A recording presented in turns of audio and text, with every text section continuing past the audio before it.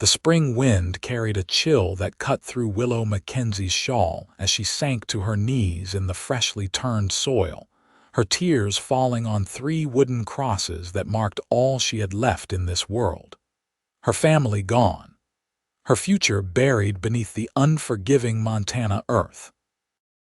The year was 1873, and at 22, Willow found herself utterly alone on the frontier, with nothing but a broken-down homestead and the overwhelming grief that threatened to consume her.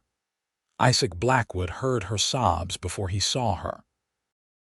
The sound carried across the open plain, stopping him in his tracks as he guided his horse along the worn trail. At 30, Isaac had spent most of his adult life as a drifter, a cowboy for hire who never stayed in one place long enough to call it home.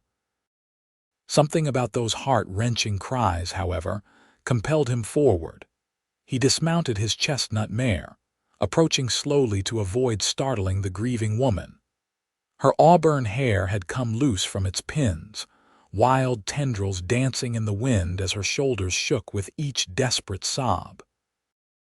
The 3 wooden crosses told him all he needed to know. "Madam," Isaac called softly, removing his hat out of respect. "Are you in need of assistance?" Willow turned, her tear-stained face a portrait of devastation. For a moment neither spoke, the vast Montana sky stretching endlessly above them. "They're gone," she finally whispered, her voice hoarse from crying. "My father, my brother, my sister-in-law. The fever took them all in a week." Isaac nodded solemnly. He'd seen his share of death on the frontier. Disease moved through settlements and homesteads with merciless efficiency. "I'm mighty sorry for your loss, madam." "What am I to do now?"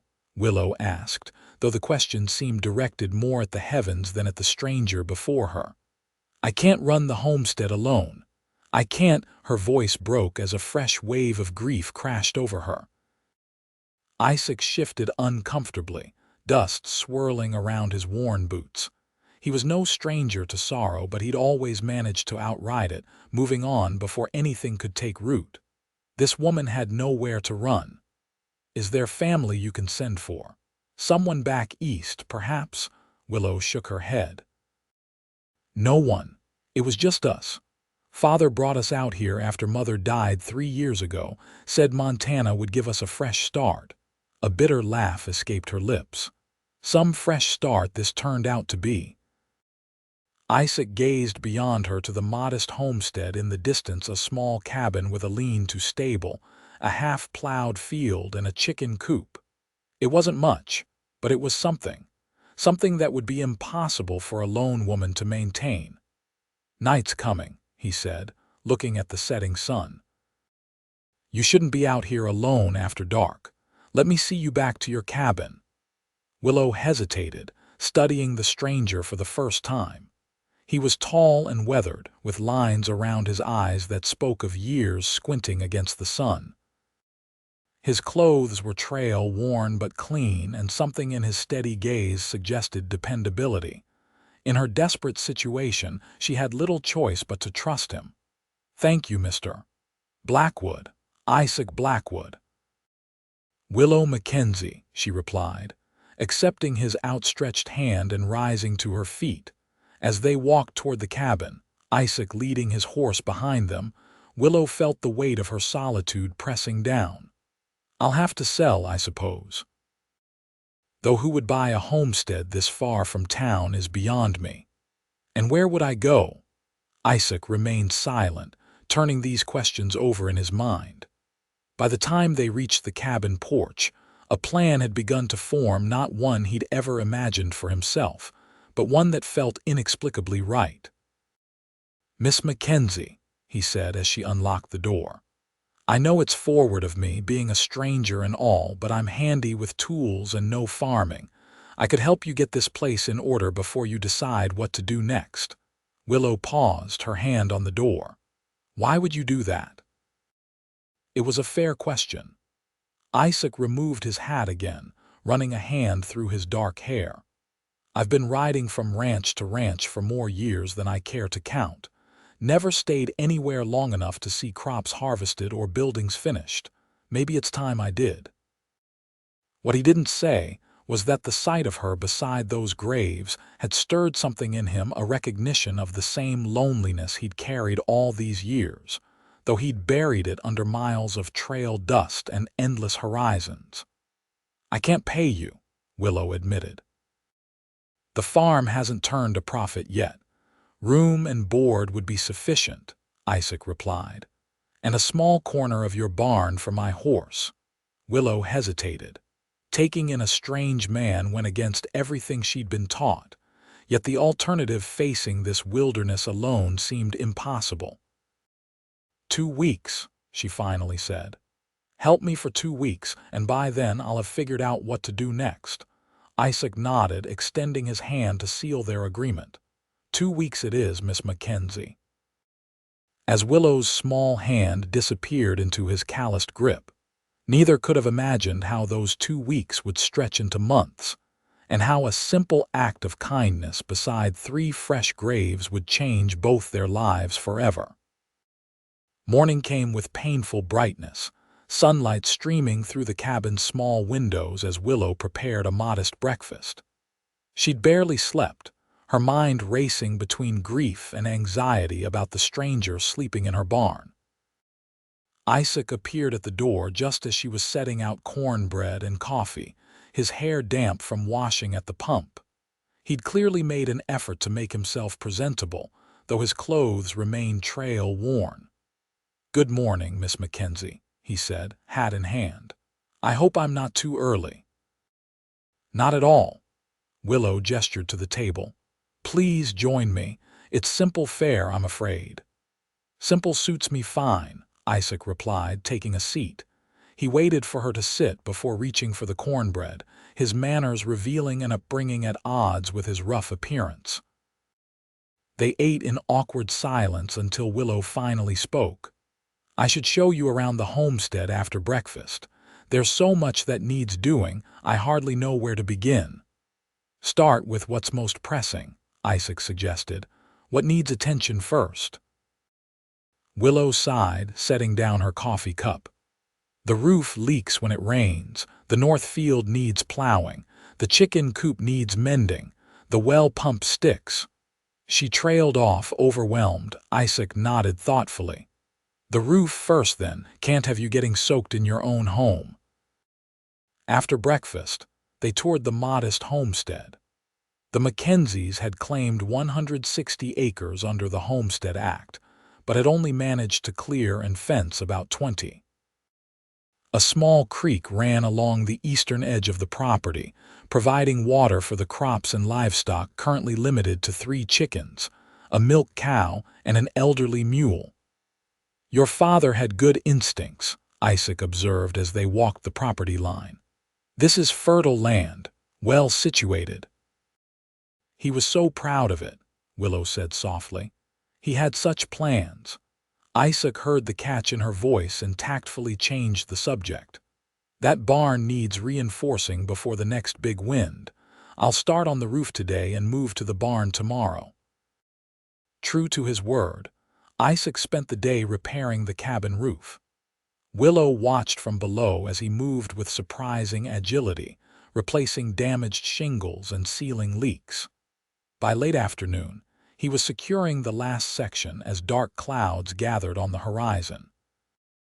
"Just in time," he called down, pointing west. "Storm's coming." Willow felt a moment of panic.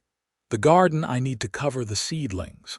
Together they raced to protect the small vegetable garden, throwing canvas over the delicate plants just as the first fat raindrops began to fall.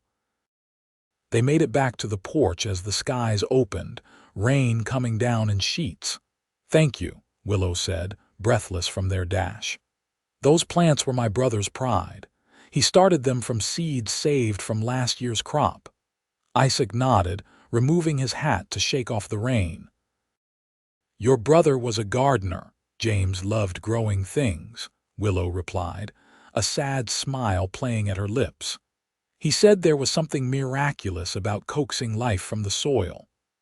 They stood side by side on the porch, watching the rain drench the land. For the first time since losing her family, Willow felt a small measure of peace. The grief remained, a constant ache in her chest, but the immediate panic of facing everything alone had eased. "Would you care to join me for supper, Mr. Blackwood?" she asked as the rain began to slacken. "It's the least I can do after your hard work today." "I'd be honored," Isaac replied. "And please call me Isaac. Mr. Blackwood was my father, and I'm nothing like him." Something in his tone suggested a story there, but Willow didn't pry. They all had histories they carried close. "Isaac, then," she agreed. "And I'm Willow." That evening established a pattern that would continue in the days ahead. Isaac worked from sunrise to sunset, tackling the endless tasks of the homestead while Willow tended the garden, cared for the animals, and kept the household running. In the evenings, they would share a simple meal and conversation that grew increasingly comfortable. Willow learned that Isaac had left home at 17 after a falling out with his father, a wealthy Boston merchant who had expected his son to follow in his footsteps. Isaac had headed west instead, working cattle drives and taking odd jobs on ranches throughout the territories. "I never meant to become a drifter," he admitted one evening as they sat on the porch, watching fireflies rise from the grass. "It just happened that way." One job led to another, and before I knew it, 10 years had passed. "Don't you get lonely?" Willow asked, then immediately regretted the personal question. "I'm sorry, that's none of my business." "No, it's a fair question," Isaac assured her. "And yes, I suppose I do. But loneliness on the move feels different somehow than being stuck in one place with no one around." Willow nodded, understanding all too well. "The silence in the cabin is unbearable sometimes. I keep expecting to hear my father's boots on the porch or my brother's laugh." "What was he like?" Isaac asked. "Your father, stubborn," Willow replied with a small smile. "Determined. He was a schoolteacher back in Ohio, but he always dreamed of open spaces. After Mother died, there was nothing holding us there anymore." "And you, did you share his dream of the frontier?" Willow sighed, watching the last light fade from the sky. "I wanted what he wanted. I thought if we could make this place work, he might find happiness again." On the 10th day, a driving rain kept them indoors. Isaac had intended to repair the wagon, but instead found himself at the kitchen table, helping Willow sort through her father's papers. "There are so many," she said, overwhelmed by the stacks of documents. "I don't even know what half of them are." Isaac carefully examined each paper, separating them into neat piles. "This is your deed to the land," he explained, showing her the official document. "These are seed orders for next season. And this," he paused, reading carefully, "this appears to be a loan agreement." Willow's face paled. "A loan? Father never mentioned a loan." Isaac studied the document with growing concern. "It's from a man named Harlan Weber in Helena. Your father borrowed $200 last fall, due to be repaid by the end of this month." $200, Willow whispered, horrified. "We don't have anything close to that." Isaac frowned, reading further. "There's a clause here. If the loan isn't repaid, Weber can claim a portion of the homestead as payment." Willow sank back in her chair, devastation washing over her face. "We'll lose everything." "Not necessarily," Isaac said, his mind racing. "There's still time. The spring cattle drives will be coming through soon. I could sign on, earn enough to cover the debt." "You do that?" Willow asked, incredulous. "But why? You've already done so much." Isaac met her gaze steadily. "Because I gave my word to help, and I'm not done helping yet." The truth was more complicated than that. In the days they'd spent working side by side, Isaac had begun to feel something he'd long since given up on, a sense of purpose, of belonging. The thought of Willow losing her home, having to start over alone somewhere else, troubled him more than he cared to admit. We'll figure this out, he promised. Together. The next morning, Isaac rode into town, a small settlement called Riverford, some 8 miles from the homestead. He needed supplies and information about the upcoming cattle drives. Willow had offered to accompany him, but he'd suggested she stay behind to tend to the animals. Riverford consisted of little more than a general store, a saloon, a blacksmith, and a handful of wooden buildings strung along a muddy main street. Isaac tethered his horse outside the general store and stepped inside, the bell above the door announcing his arrival. The shopkeeper, a balding man with spectacles perched on his nose, looked up from his ledger. "Help you, stranger. Need some supplies," Isaac replied, placing Willow's list on the counter. "And some information if you've got it." As the shopkeeper gathered the items, Isaac casually inquired about the upcoming cattle drives.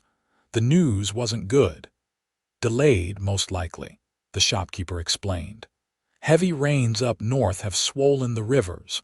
Word is they won't be coming through for another month, maybe more." Isaac's heart sank. The loan payment was due in less than 3 weeks. "You know anything about a man named Harlan Weber?" he asked, keeping his tone conversational.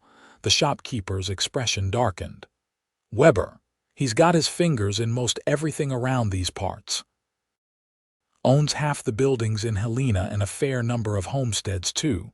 "Why do you ask?" "Just curious," Isaac replied, unwilling to share Willow's predicament. "I've heard the name." "Well, my advice is to steer clear," the shopkeeper warned, lowering his voice. "Weber has a reputation for acquiring property by any means necessary. They say he's got the law in his pocket up in Helena." Isaac paid for the supplies, his mind working through their limited options. As he loaded the purchases onto his horse, a voice called out from across the street. "You're staying out at the McKenzie place, aren't you?"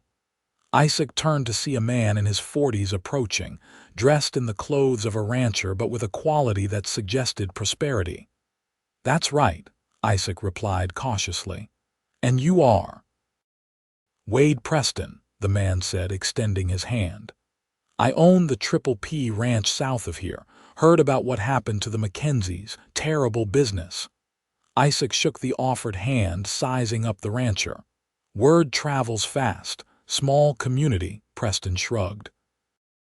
"Listen, if the McKenzie girl is looking to sell, I'd be interested in making an offer.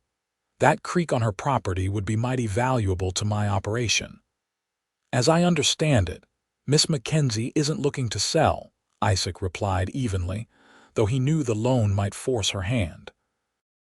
Preston nodded, seemingly unsurprised. "Well, if she changes her mind, have her come see me. I'll pay fair market value." He paused, studying Isaac. "You planning on staying around these parts?"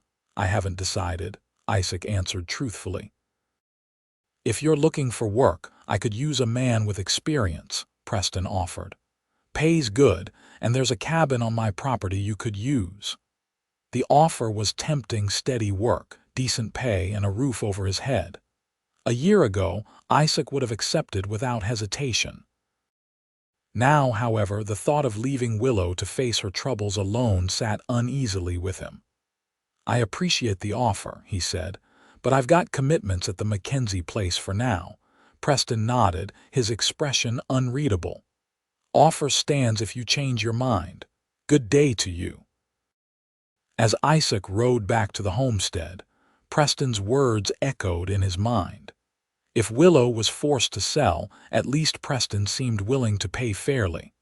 But something about the man's interest in the property nagged at him. The creek was valuable, certainly, but valuable enough to prompt such a quick offer.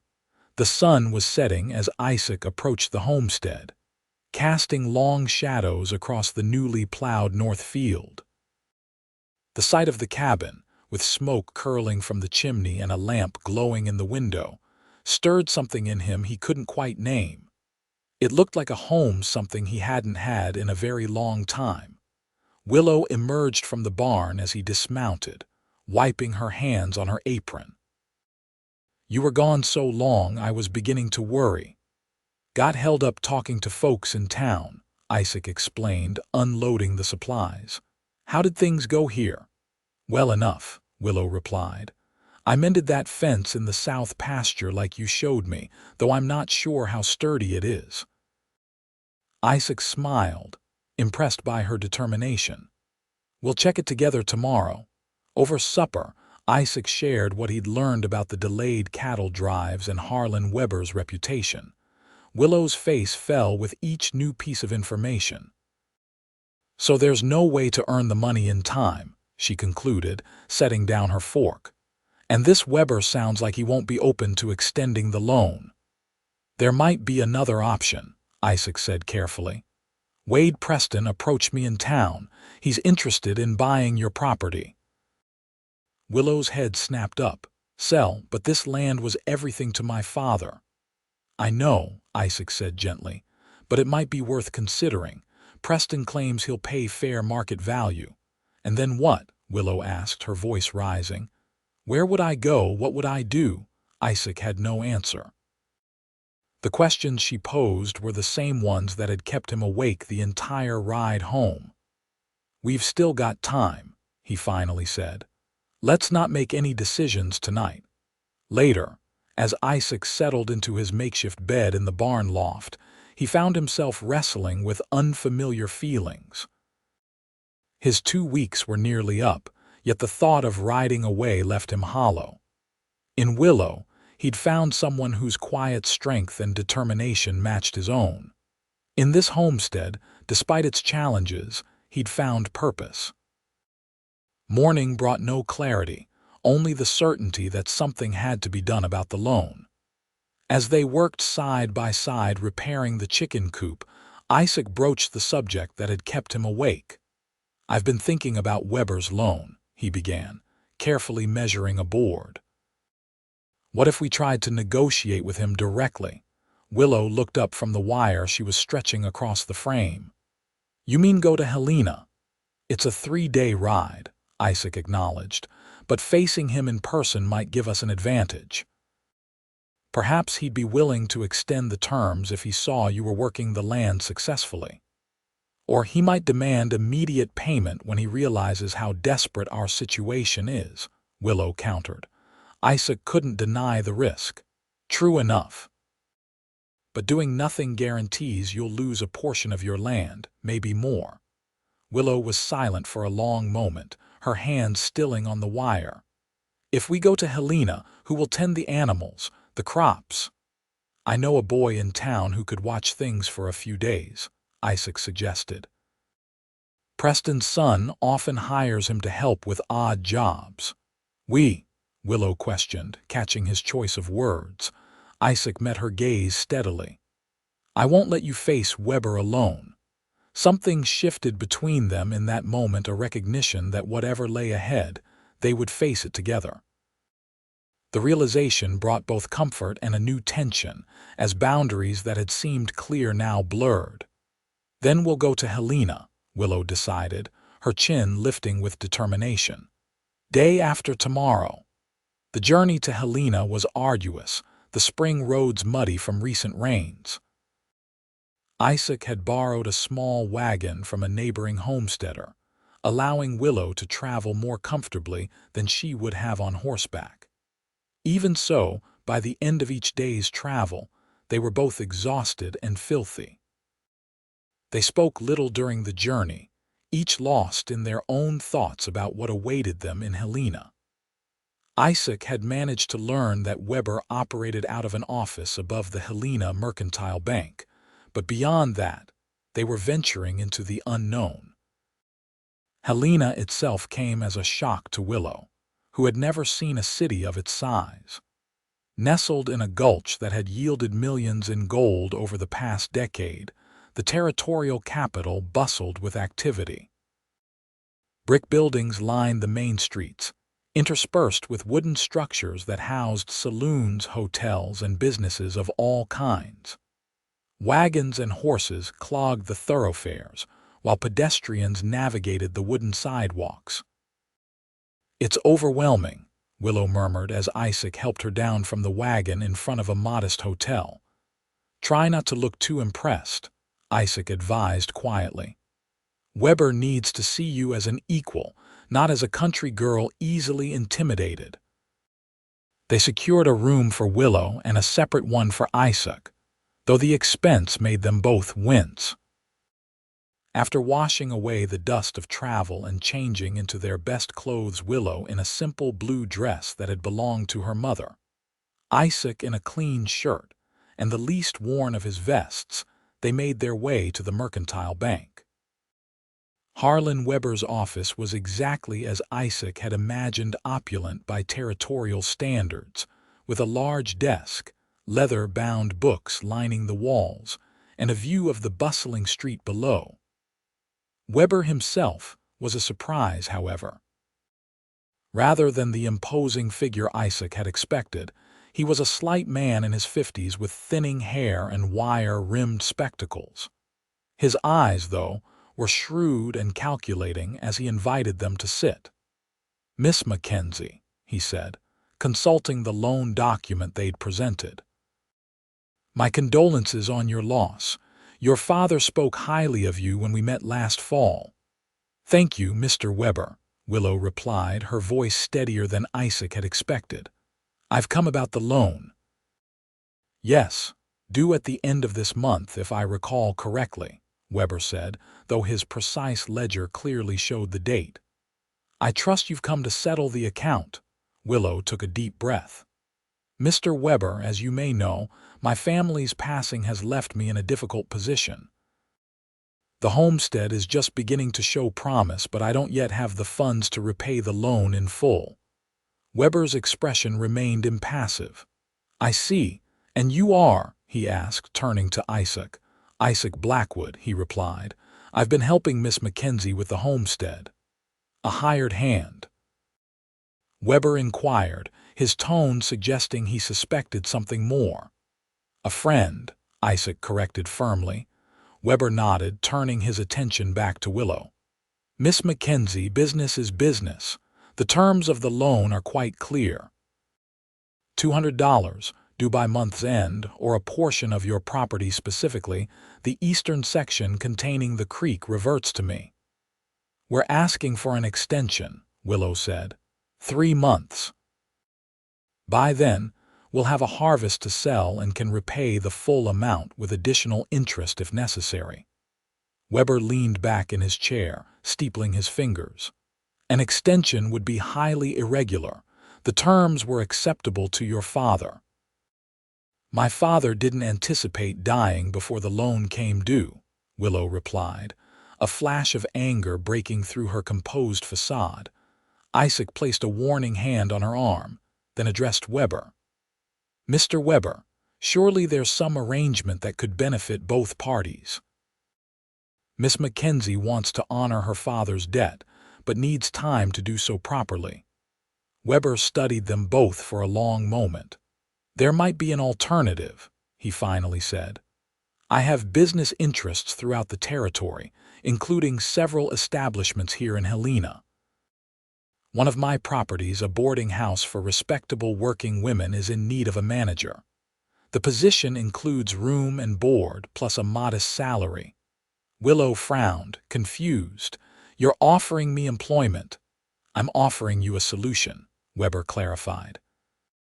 "The position would provide immediate income and a place to live. You could sell your homestead. I believe Wade Preston has expressed interest, and use the proceeds to clear your debt. The remainder would give you a fresh start."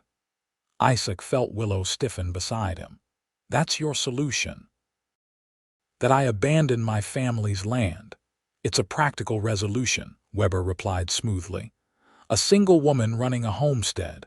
It's unconventional at best, impossible at worst." "Miss McKenzie isn't alone," Isaac interjected, surprising himself with the vehemence in his voice. "She has help." Weber's gaze shifted between them, calculating. "For now, perhaps, but Mr. Blackwood, men of your profession aren't known for putting down roots." The comment struck uncomfortably close to Isaac's own doubts. He'd never stayed anywhere long, never committed to anything or anyone. Why should Willow or Weber believe this time would be different, Mr. Weber? Willow said, her voice calm but firm. I appreciate your offer, but I have no intention of selling my family's land. I'm requesting an extension on the loan 3 months, with additional interest to compensate for your inconvenience. Weber sighed, removing his spectacles and polishing them with a handkerchief. I admire your determination, Miss McKenzie, misguided though it may be. I can offer you 1 month, no more. The loan will be due by the end of June with an additional 15% interest. 15%, Isaac objected. That's highway robbery. That's business, Mr. Blackwood, Weber corrected. Miss McKenzie is asking me to assume additional risk. The rate reflects that reality. Willow placed a restraining hand on Isaac's arm, much as he had done for her earlier. We accept your terms, Mr. Weber. Isaac wanted to protest, but the firm set of Willow's jaw told him she'd made up her mind. They left Weber's office with a modified loan agreement, giving them 1 additional month and adding $30 to their debt. That man is a vulture, Isaac muttered as they walked back to their hotel. 15% is usury. It buys us time, Willow replied pragmatically. And time is what we need. A month isn't much time, Isaac pointed out. The cattle drives won't come through until after the loan is due. Willow stopped walking, turning to face him on the crowded sidewalk. Isaac, I need to ask you something, and I need an honest answer. The seriousness in her tone made him pause. Of course. Are you staying? She asked bluntly. Because if you're planning to move on once we get back, I need to know. I need to plan accordingly. The question shouldn't have surprised him, yet it did. In truth, he hadn't allowed himself to think beyond helping Willow through her immediate crisis. The habit of impermanence was deeply ingrained.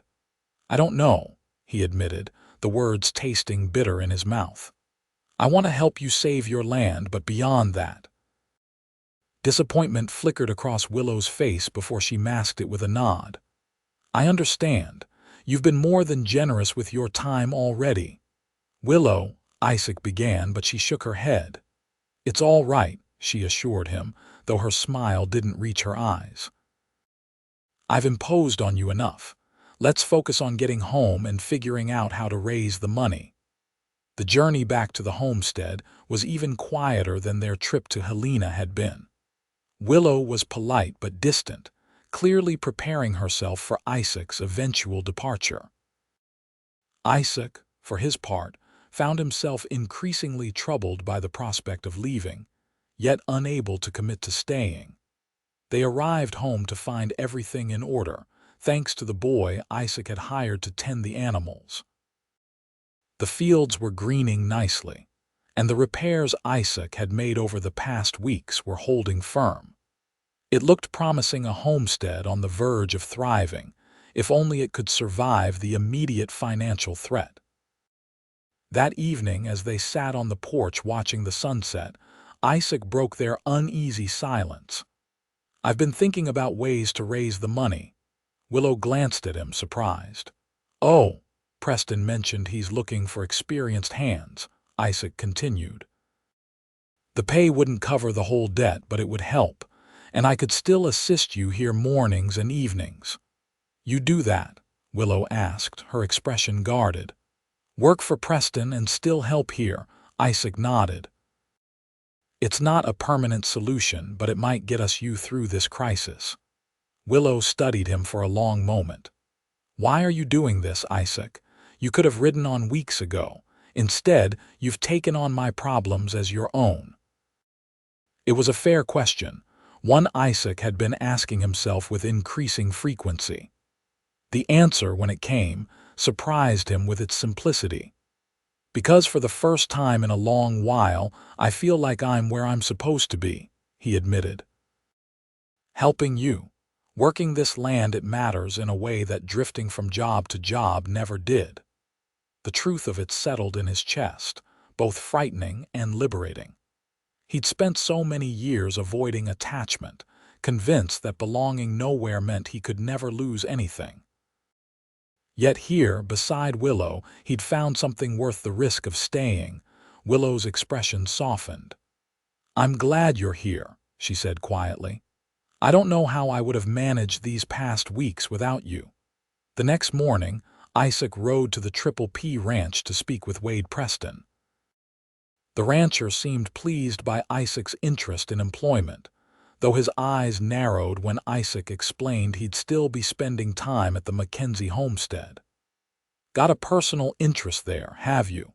Preston asked, his tone casual but his gaze shrewd. "Miss McKenzie is a friend in need," Isaac replied evenly. "I gave my word to help her."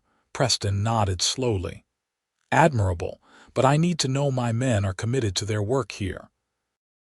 I can offer you $3 a day good wages for these parts, but I expect full days, sunrise to sunset, 6 days a week."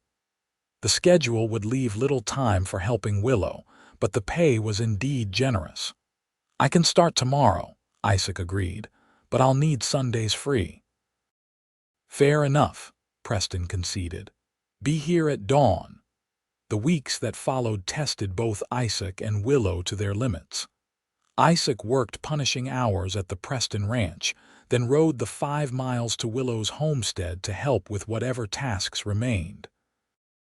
Willow, for her part, took on work she'd never imagined doing, mending fences, caring for livestock, and tending crops from sunrise to sunset.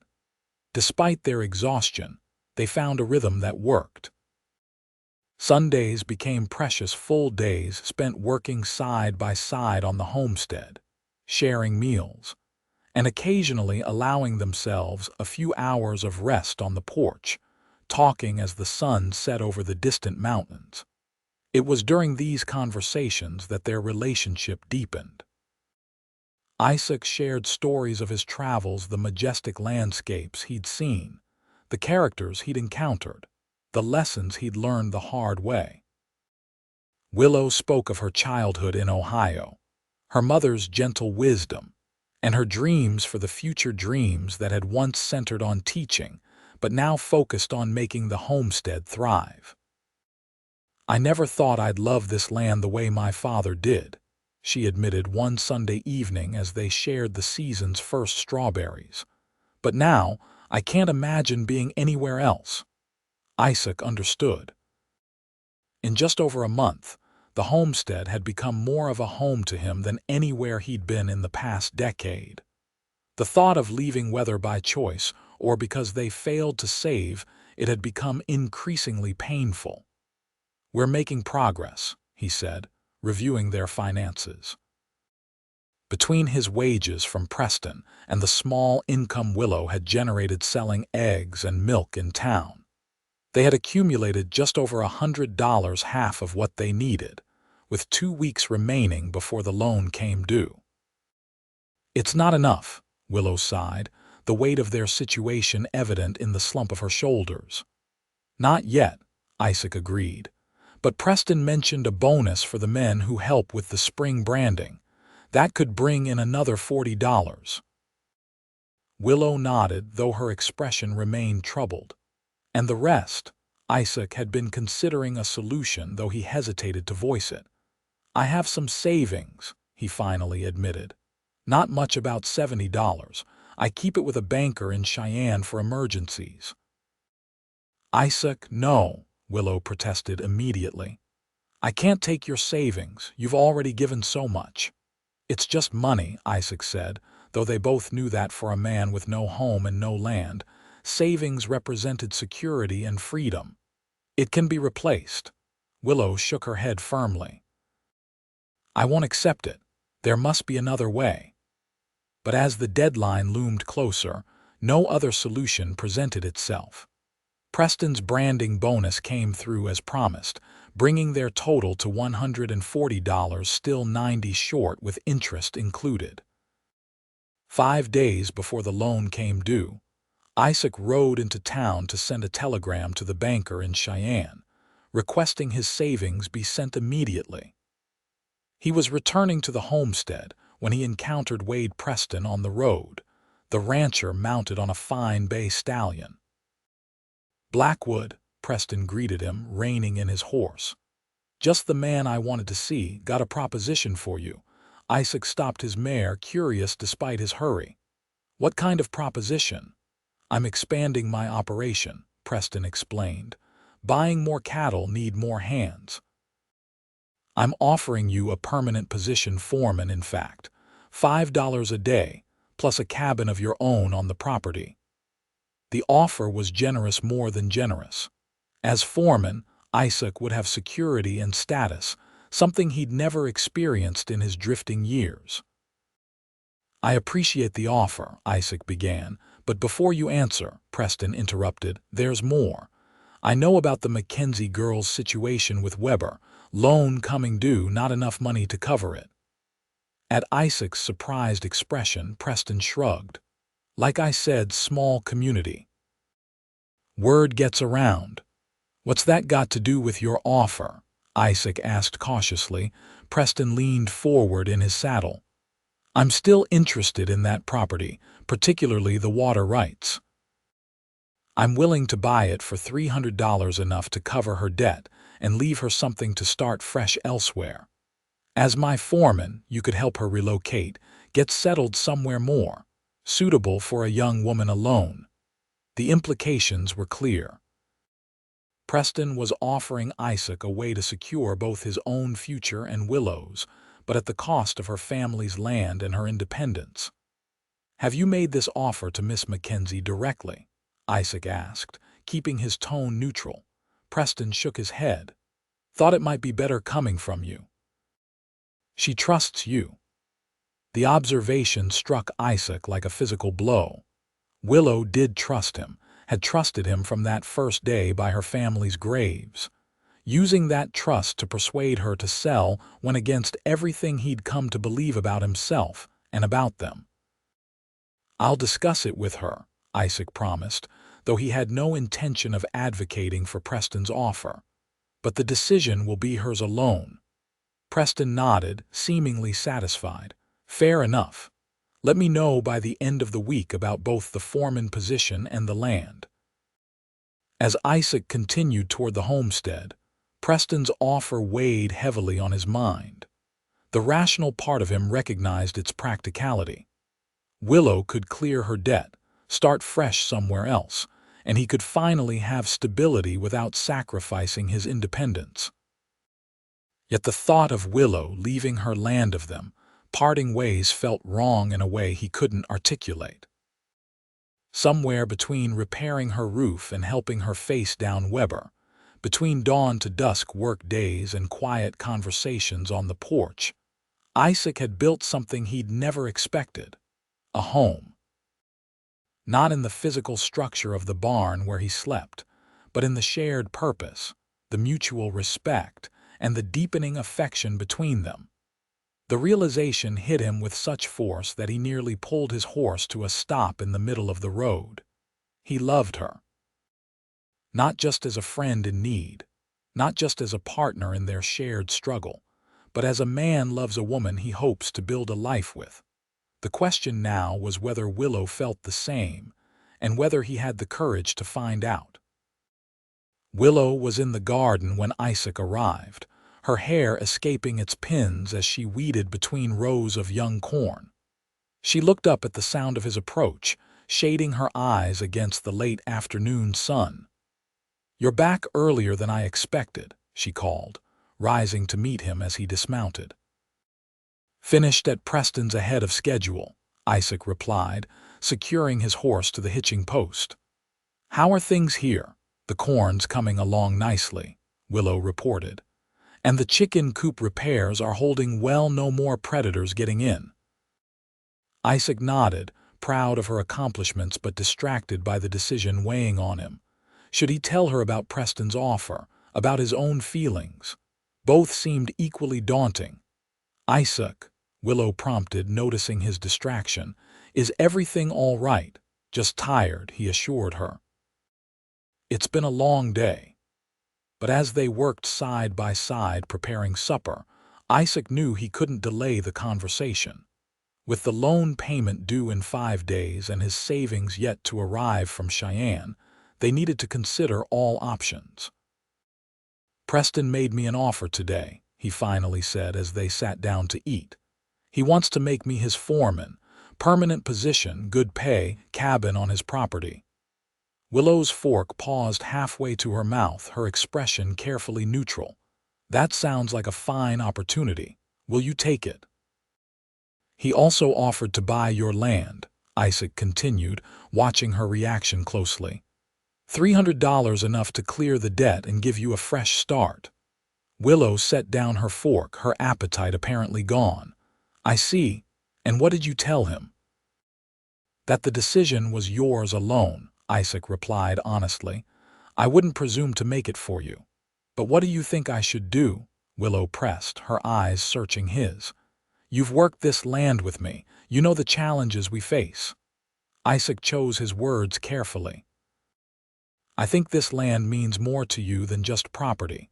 It's your family's legacy, your home. Selling it should be a last resort." "And Preston's offer to you?" Willow asked, her voice softer now. "Will you accept?" Here was the moment of truth. Isaac took a deep breath, gathering his courage. "That depends." "On what?" "On whether there might be a place for me here," he said simply. "Not just as a hired hand or a friend lending assistance, but as more." Willow's eyes widened, a flush spreading across her cheeks. "More?" Isaac reached across the table, taking her hand in his. "Willow, I came here planning to stay 2 weeks. It's been nearly 2 months, and I can't imagine being anywhere else. When I think of the future, I see this land, this home, and you." Tears welled in Willow's eyes, but her smile was radiant. "I've been so afraid," she admitted. "Afraid of losing the land, yes, but more afraid of losing you. Of waking up one morning to find you'd moved on as you've always done." "Not anymore," Isaac promised, his heart lighter than it had been in years. "If you'll have me, I'm staying. We'll face Weber together, build this place together, a home where neither of us will ever be alone again." Willow rose from her chair, moving around the table to stand before him. Isaac stood as well, tentatively drawing her into his arms. "I love you, Isaac Blackwood," Willow whispered, her head resting against his chest. "I think I have since that first day when you found me at my lowest and offered help without asking anything in return." Isaac tightened his arms around her, marveling at how perfectly she fit against him. "I love you too, Willow McKenzie, more than I thought possible." Their lips met in a tender kiss, a promise of the future they would build together. When they finally parted, both were smiling despite the challenges that still lay ahead. "We still need to figure out how to pay Weber," Willow reminded him, practical even in this moment of joy. "My savings should arrive from Cheyenne tomorrow or the next day," Isaac assured her. "Between that and what we've already saved, we'll have enough." "I still don't like taking your savings," Willow protested. "It's not just your land anymore," Isaac pointed out. "If I'm staying, if we're building a life here together, then it's our land, our home, our debt." The following days passed in a blur of work and planning. Isaac's savings arrived from Cheyenne, completing the amount they needed to repay Weber.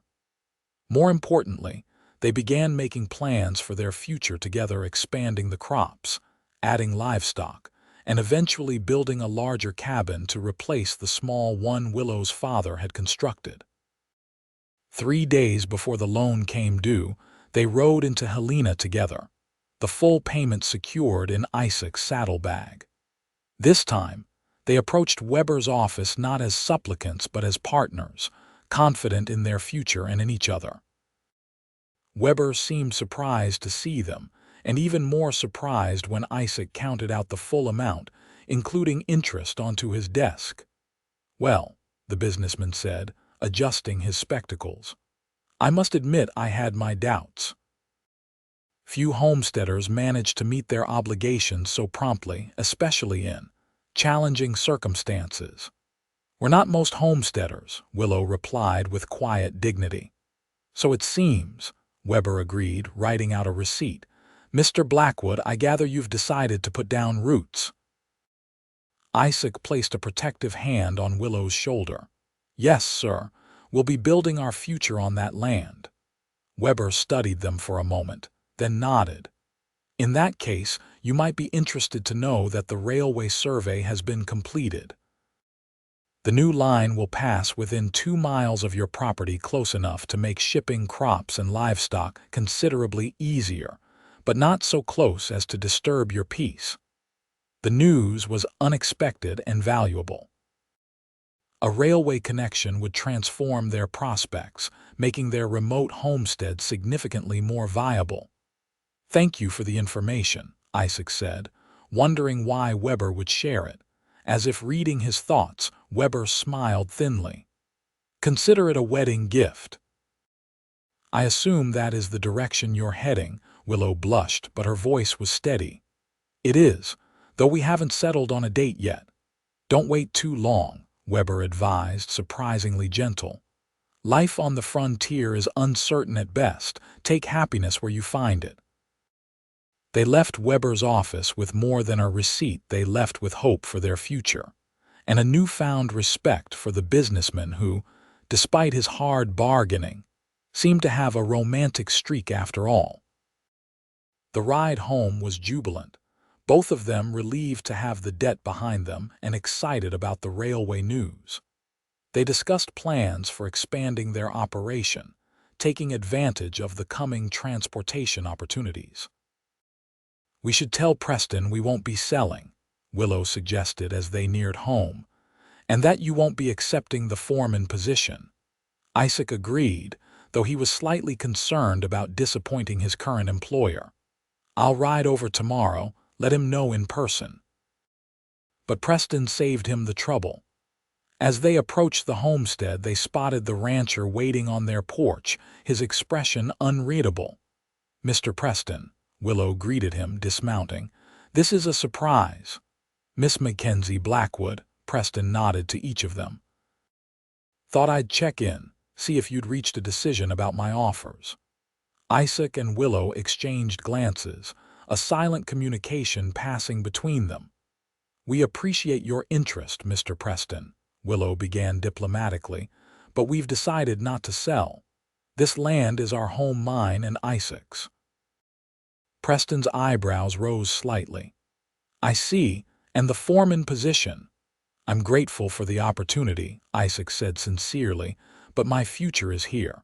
I'll work out the week as promised to give you time to find a replacement. Preston studied them both for a long moment, then unexpectedly smiled. Can't say I'm surprised. Saw the way you two looked at each other. Reminded me of my late wife and myself, years ago. The admission softened the awkwardness of the moment. Preston continued, the offer to buy stands if you ever change your minds. But in the meantime, perhaps we can discuss water rights. That creek of yours has more flow than you need for your operation. I'd be willing to pay for access downstream. It was a fair proposition, one that would provide income without sacrificing their land. We'd be open to discussing it, Isaac agreed. Perhaps next week, once we've had time to consider terms, Preston nodded, satisfied. Next week it is. He tipped his hat to Willow. Congratulations to you both. Building something together, there's no finer thing in this life.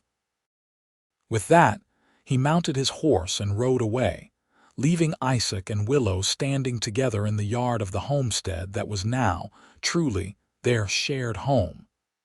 He took that better than I expected, Willow observed as they watched Preston disappear over the ridge. He's a businessman, Isaac replied. When one deal falls through, he looks for another. The water rights arrangement could work well for everyone. Willow nodded, then turned to face him fully. So, Mr. Blackwood, now that we've saved the land and apparently announced our engagement to half the territory, when exactly were you planning to properly propose? Isaac laughed, pulling her into his arms. Is that your subtle way of saying you're waiting for me to ask? Perhaps, Willow smiled up at him, though I think we both know my answer. Isaac grew serious, taking her hands in his. I don't have a ring yet, haven't had time to get to town since I realized I couldn't live without you. But Willow McKenzie, would you do me the honor of becoming my wife? Of building this home, this life with me?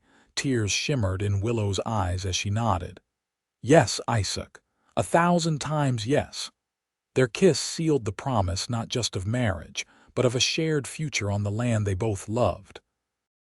As the sun set over the homestead, painting the sky in hues of gold and crimson, Isaac realized he'd found something he'd never thought possible. A place to belong, a woman to love, and a purpose worth dedicating his life to. In the months that followed, Isaac and Willow transformed the homestead. With the debt to Weber cleared and a steady income from their water rights agreement with Preston, they were able to invest in improvements. They expanded the chicken coop, added a proper barn, and began work on a larger cabin to replace the original one.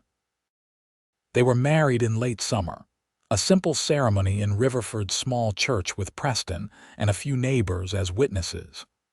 Willow wore her mother's dress, and Isaac sported a new suit purchased specially for the occasion. The celebration afterward, held at the homestead, brought together the small community. They'd become part of ranchers, homesteaders, and townspeople united in wishing the newlyweds well. As autumn approached, they prepared for their first winter together.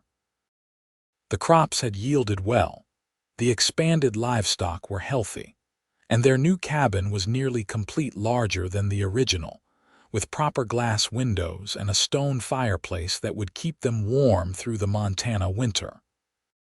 One evening, as they sat on the porch of the old cabin watching the sunset, Willow leaned against Isaac's shoulder with a contented sigh. "I was thinking about that day you found me," she said softly. "By the graves. I was so certain my life was over that I'd lost everything worth living for." Isaac wrapped his arm around her, pulling her closer. "And now," Willow smiled, placing his hand over her abdomen where their child had just begun to grow. "Now I know it was just beginning." Isaac's eyes widened as he understood her meaning. "Willow, are you?" She nodded, her eyes shining. "In the spring. Dr. Thornton confirmed it yesterday when I was in town." Joy unlike anything Isaac had ever known washed over him.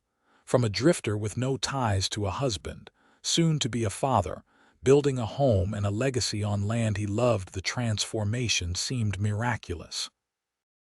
"I never thought I'd have this," he admitted, his voice rough with emotion. "A home, a family, a future worth fighting for. You gave me all of that, Willow." "We gave it to each other," she corrected gently. "That day by the graves you could have tipped your hat and ridden on. Instead, you stayed. You built this home with me, where neither of us will ever be alone again." As the first stars appeared in the darkening sky, Isaac and Willow Blackwood sat together on the porch of the home they'd fought for and won. Behind them lay the memories of loss and struggle. Before them stretched a future bright with promise, a family growing, a land thriving, and a love that had turned two solitary souls into something stronger and more beautiful than either could have imagined alone. In the distance, the 3 wooden crosses stood as silent witnesses to the journey that had brought them here, a reminder that even from the deepest grief, new life and love could bloom. As enduring as the Montana sky and as boundless as the frontier itself.